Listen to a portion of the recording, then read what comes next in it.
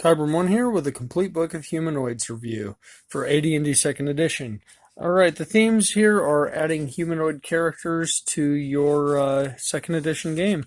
And the problem here is that these books do not hold up well, and I did get this used. There's no way I would stain this stuff. Unfortunately, there is good news.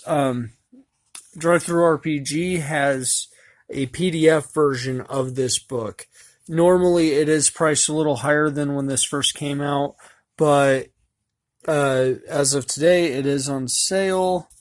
Of course, they probably just do that standardly. It's about $10.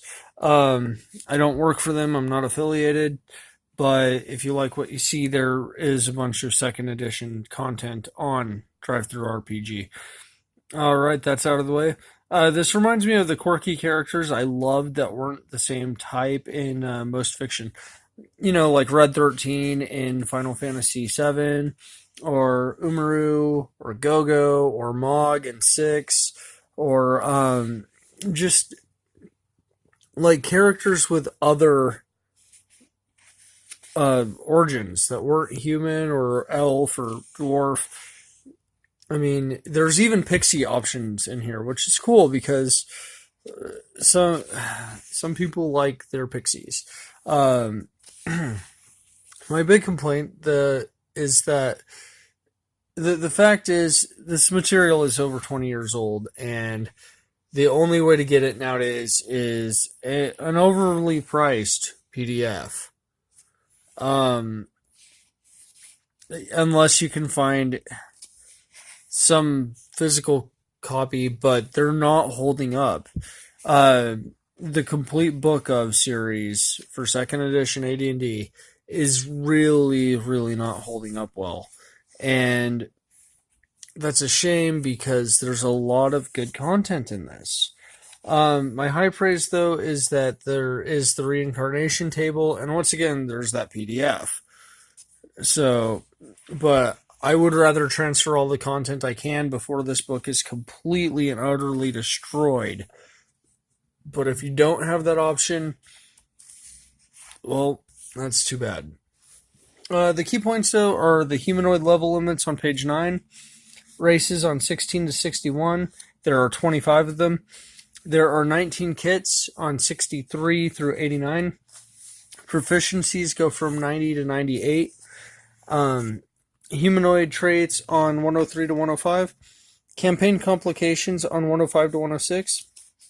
The entire superstitions chapter on 107 to 110. That's kind of cool because, you know, some of these creatures like goblins or kobolds may view like insects differently or something according to their culture. And that's kind of cool. There's non-weapons proficiency crossover tables as well as proficiency grouping tables. The first one is on page 63. The second one is on 90 and 91. It's a bit more in depth.